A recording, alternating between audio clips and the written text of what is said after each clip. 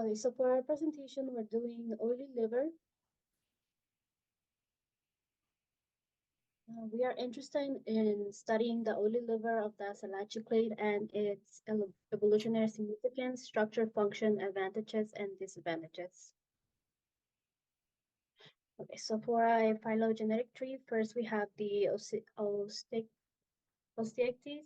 which are the non-bony fish, and they have a swim bladder. Then we have the Chondrichthyes, which are the bony fish that have a oily liver and they don't have a swim bladder. From there, we have the Neoselaci, which is split into the Selaci and the Paramorphi. From the Selaci, we have the Galeomorphi and the Squalomorphi. Some examples of these are the bullhead sharks, ground sharks, and the angel sharks.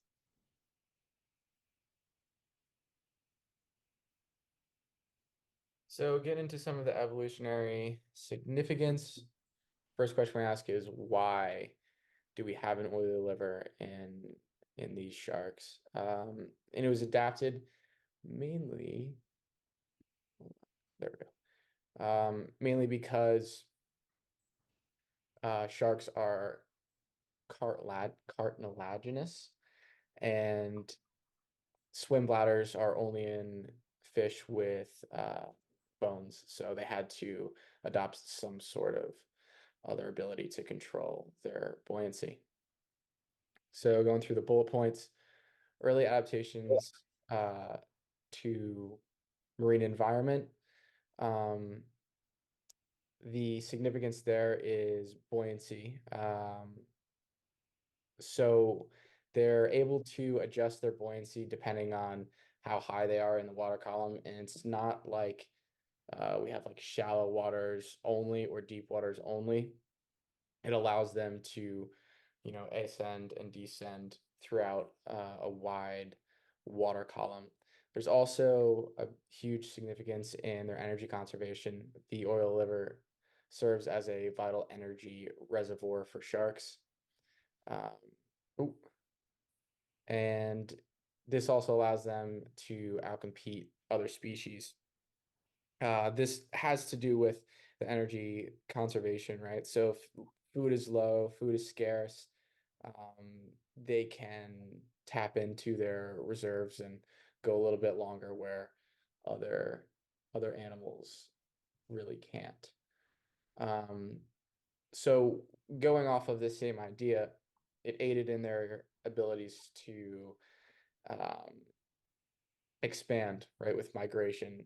So since they're able to store a lot of energy within their liver, they can migrate really long distances and spread out rather far all around the globe, and which allows them to adapt to new niches, new environments, and new feeding abilities.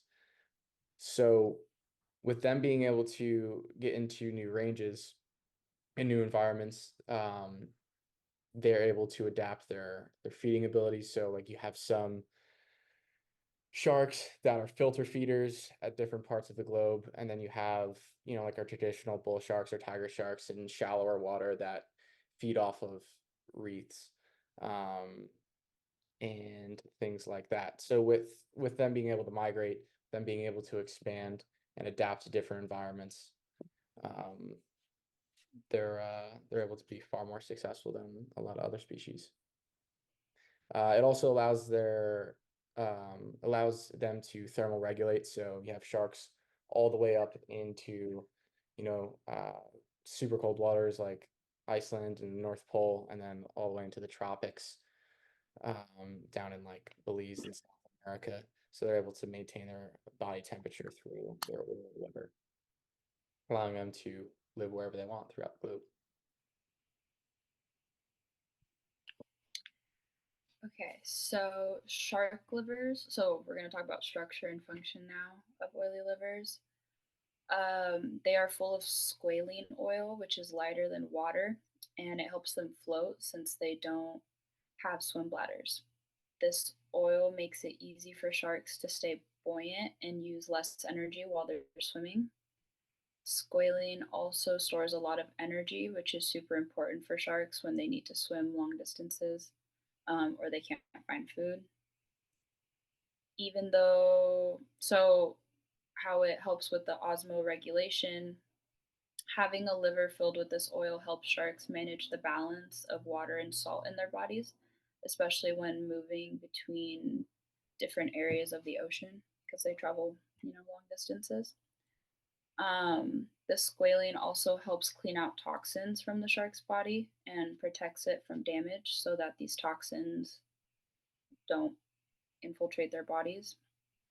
Um, so overall, the oil in and of itself helps with buoyancy, energy, and it's just really important to keep them like healthy and like living through different ecosystems. The next thing that we'll be looking at is the advantages. All the functions that were listed above are also advantages. So the evolutionary function, the buoyancy, energy conservation, all of that is very important when it comes to the advantages. Otherwise, it wouldn't actually exist. Now, when we're going to the buoyancy, the reason why that one's so important is because it provides that natural buoyancy that reduces the need for sharks to expend energy swimming to maintain its depth. This also allows for a much more efficient swimming, and it's naturally maintain its buoyant state, so sharks can focus like their energy like moving forward rather than vertical positioning. That's often why many people know why sharks swim when they sleep. It's because this like buoyancy is like a natural maintenance and it happens all the time, and it kind of like reduces their energy because they only have to go in one direction and they don't have to focus up and down. This also helps with their varied diet. It's kind of like an energy buffer, with the liver just able to sort all these fats and whatnot. It's kind of makes it where they can go into like scarce times of prey, like when there's scarcity of prey, and they can actually like survive. It makes their survival duration way longer, and it really does help overall with, you know, just living as a species, given that they can store fat from times when there's a large amount of prey versus times when there's not. This also helps with their like deep diving capabilities. Unlike, those air filtered organs, the oil in the liver shark, it doesn't like compress under high pressure. This is really good for when they need to go down to get that deep prey. That's super important when it comes to actually like having variety and whatnot. Just going down, getting your prey, it allows, the varied diet as we talked about earlier, but also allows them, to actually get to those diets. Also, with the reach and migration, as mentioned earlier, they can travel long distances.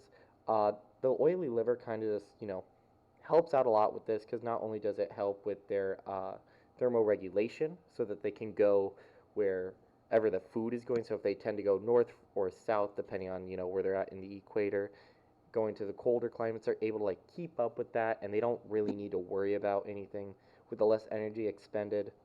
They can basically move seasonally. We've seen that a lot throughout history. Everyone knows that sharks migrate every year, so just having the oily liver really does help with that overall.